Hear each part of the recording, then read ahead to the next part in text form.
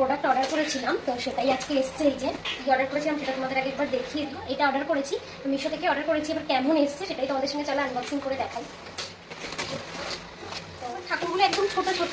তো এবার এটা এই যে এরকম, তো দেখতে তো বেশ ভালোই লাগছে। এবার এগুলোকে দিয়ে এইভাবে লাগাতে হবে,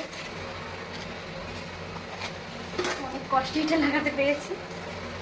তো এবার এই পাশেরটা উঠছে না, এইটা লাগাতে পেরেছি, এটা তো এই পাশেরটা আমি লাগাতেই পারছি না, আর এটাও তো লাগাতে পারছি না। আছে এটা দিয়ে এটা ভেতরে ঢুকাতে হবে, কিন্তু এটা না ঢুকানো যাচ্ছে না। এইভাবে এটাও তাই সেম প্রবলেম হচ্ছে। ফালতু এটা আমাকে আবার রিটার্নই করতে হবে, যেহেতু লাগাতে না পারলে তো আমি ফালতু রেখে কি করবো। তো তার জন্য এটাকে আমার রিটার্ন করতে হবে। একদমই ফালতু প্রোডাক্ট এসছে, মানে কোয়ালিটিটা ভালো, কিন্তু কোয়ালিটি ভালো তুমি কি করবো যদি আমি এগুলো লাগাতেই না পারি।